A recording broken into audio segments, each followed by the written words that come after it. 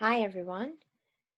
Using the virtual classroom to anchor your live and online teaching transition, created by Jasmine Young.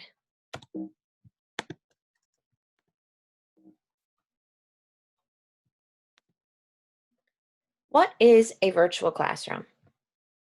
It's a newer topic that is coming up more frequently lately, and maybe you just are wondering what it actually is. A virtual classroom is an online classroom that allows your students to be interactive, whether it be in your live classroom setting using a smartboard or an interactive whiteboard, or within the student's own home via their iPad, laptop, tablet, etc. On the next slide, I will show you an example of what my virtual science classroom I created for the Habitat unit we did in science looks like. This is my virtual science classroom for my Habitat unit. Everything in this classroom was interactive for students to be able to click on and to go to different links, videos, slideshows, all kinds of resources. Why use a virtual classroom? Accessibility. To create a virtual classroom, you use Google Slides. All you need is your Gmail login and you can access your creations from any device. You do not have to worry about saving your work continuously in fear of you losing what you have done. Maybe your computer shuts off all the time. Maybe your laptop just died and you didn't even realize how charged it was. Google Slides will automatically save everything for you. Students do not need a Gmail account to access your virtual classroom, as long as you download it as a PDF and provide the PDF document to your students, which I will show you how to do. It is a time saver.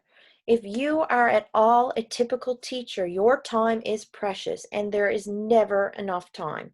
By saving time, it reduces your stress. You are not worrying about developing your next lesson because you know you have already created it. I simply go through my curriculum guide and I use the textbook for the course I'm creating the virtual classroom for, and I design a lesson to match an outcome. Sometimes it matches multiple outcomes. And you use the textbook as a guide for topics or maybe ideas for activities.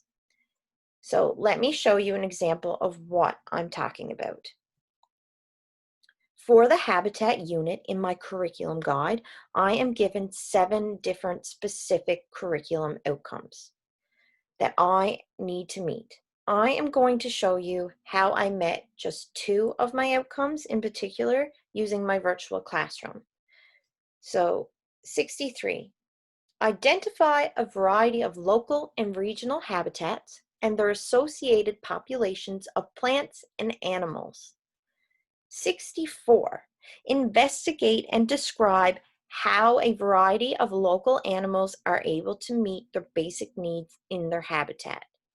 So if you have access to the slideshow, you are able to click this text that's highlighted in pink, and it will bring you right to my virtual classroom. Here we are in my virtual classroom. So outcome 63, students would have to click right here on this Newfoundland flag, and it would bring them to a slideshow that I created in my Google Slides using my Gmail account. And I was able to link it to my virtual classroom because it was created using Google Slides. So students would read through this slideshow. So it's very easy to read. It's not a lot of text, so students can easily do it at home by themselves, or you can turn it into something that you're doing in the classroom and extend it over a couple classes, throw in a couple different activities. Maybe at the end of the slideshow, where we have choice, you only have to choose one of the activities. Maybe you would do each one of those activities in your class. Instead, at home, students can pick one so that it would meet their home lifestyle, their situations that they're in. It makes it much easier for them to have choice at home. So this slideshow will meet my outcome 63. So let's go back. Outcome 64 was to investigate and describe how a variety of local animals are able to meet their basic needs in their habitat. In the textbook, there is 4 pages designated to a carpenter. So instead of assigning students the textbook, I again created a slideshow about carpenters, and students had the choice of 2 activities at the end of the carpenter slideshow that they had to do. It really allows for students to be creative. I had students who happened to find a carpenter actually in their house, and they took a video of them explaining facts about carpenter and why you think it was in the house, and why do you think it was in that area of your house. So it really just allows for the student to be creative, and you're meeting your outcomes so easily. Integration. So, a virtual classroom is just a fantastic way to integrate technology into your live classroom. It is an interactive learning tool that you create and can modify to meet your students' needs. You have control of what they are doing. They aren't off on a device by themselves. Like sometimes you give students an iPad, it's okay for them to have their freedom, but you don't necessarily know, are they really doing their work? Are they really engaged? Do they know what they're doing? So this is a great way to collaborate using technology. Often technology is seen as a solo act, and students are not receiving social interactions they need. Using a virtual classroom in your live classroom with a smartboard or an interactive whiteboard, everyone in the classroom is involved. Even allowing annotations during your Zoom meetings and sharing your screen ensures that students are all actively engaged in your virtual classroom setting. Collaboration. Once again, I will refer to saving time. Collaborating with your cooperating teacher, if you are fortunate enough to have one, will be so much easier using a virtual classroom setting. For example, I completely designed a virtual classroom that ensured all the specific outcomes I am required to teach for my habitat unit are met. So maybe my cooperating teacher is going to completely design a virtual classroom designed for our light unit. So they are responsible for that. So you took on one unit, they take on another unit. You are saving time. You are not duplicating stuff. You don't have to do everything by yourself. You take one unit, the teacher takes the other. Versatile and communication. A virtual classroom is versatile. I can modify it for my live classroom, or I can simply use it for an online teaching. By continuing to use a virtual classroom in your live classroom setting, it helps students to have a consistent learning tool, especially now when it is likely students will have a hybrid of live and virtual learning in the fall. In September, you may have students who will be virtually learning and some students who will be in your live classroom. A virtual classroom ensures that all students are meeting the specific curricular outcomes. It'll make the transition from being online to live easier. If, say, one week you have a certain group of kids and then the next week you have a different group of kids, you have the online classroom. They use that at home and they use it in school. Nothing is changing with regards to their learning other than the fact that they are online. Creativity. Anyone who knows me knows I am a creative person. I love to be creative. I love crafting. I see a virtual classroom as an opportunity for me to be creative. I can still express my teaching style while being at home and building that connection with my students.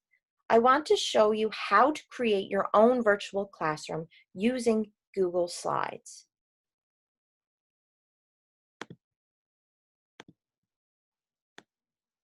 All right. So you need to start a blank, fresh new slideshow using Google Slides.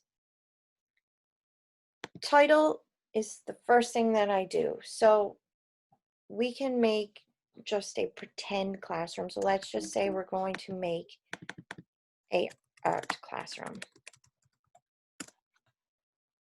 Your first step is you need a background. So you are going to click here on change background. You are going to choose an image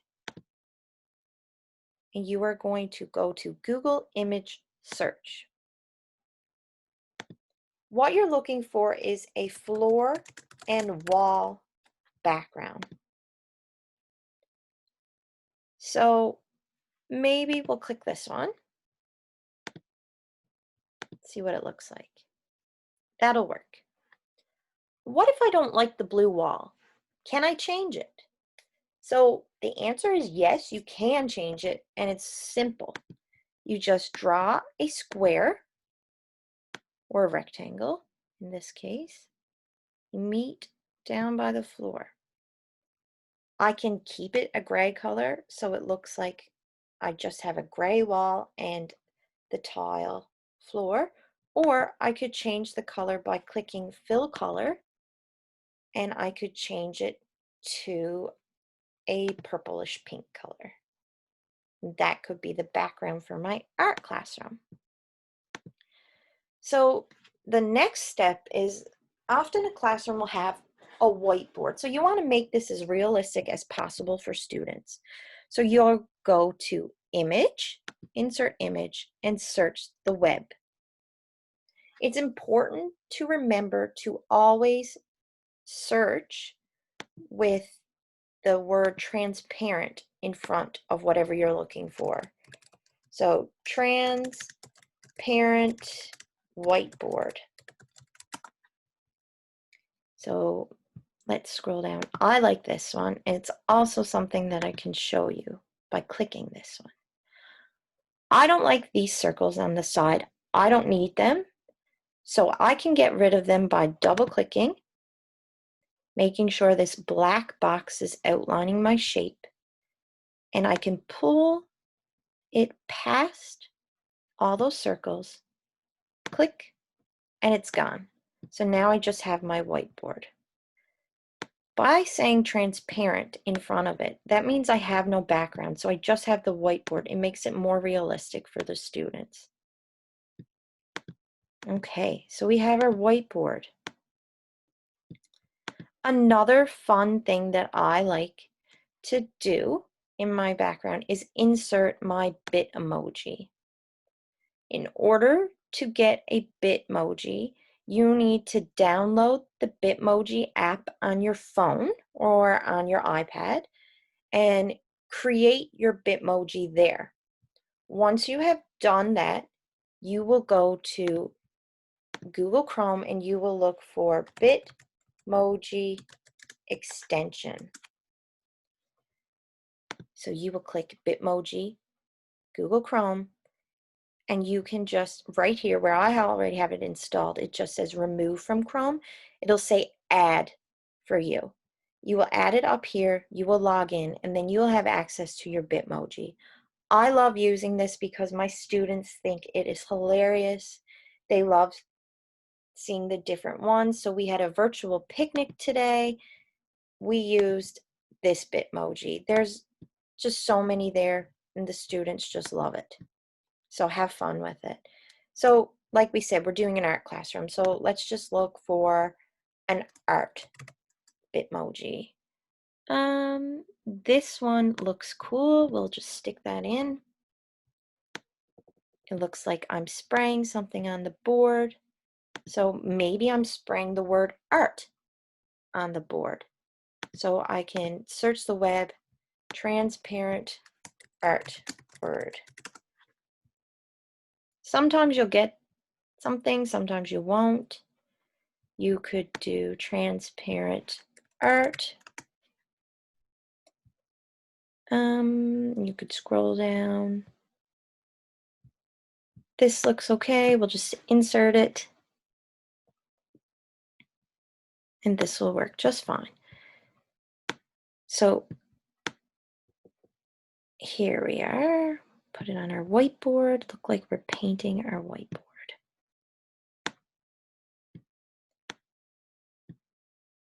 Now, you can bring this to the front, bring to front, so it looks like it's spraying on the paper. If not, it will look like this. If you inserted the object after, you will send it back, so this won't be, or you will bring it forward, sorry, so this paint won't be in front, it will be behind it. Okay, so let's pretend this is my whole background. That's all I want in my background. And whatever I have in my background that I don't want students to be able to click on or move around, you are going to download that as a PNG image. Then you are going to create a new slide. You are going to highlight all of this text box, get rid of it. You are going to go to background like we did before, choose an image. You will go to upload, browse. You will upload that PNG that you just downloaded. Here we are, done. Now we can't move any of this around like we could up here. So we can move all of this around. But right here, students cannot. So what if I want students to learn, let's say, watercolors? So we could just pop that image in right here. And I want students to learn about watercolors. I can go to YouTube. You can go anywhere, any link that you want. Go to watercolor painting for kids. You can click this video, pause it, right-click, copy video URL, go back to your classroom, make sure that your picture, whatever you want to hyperlink, is clicked. Then you will click this insert link, kind of looks like a paperclip. You will paste that link that you just copied into here. And now whenever your students click on this image, they will go directly to this video. You can do this with anything. So what if you wanted to link a slideshow that you've already created? So you go back. So I never saved anything like I've talked about before. Let's just go back in and show you. Everything is just the way I left it. There's no worrying about if you saved it or not. So you click here to go back to your home page. I might want to link my carpenter slideshow that I've showed you. So I will click up here, share.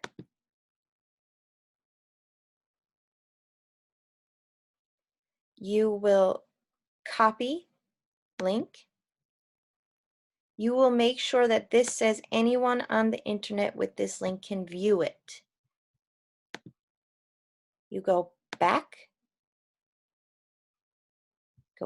to your classroom.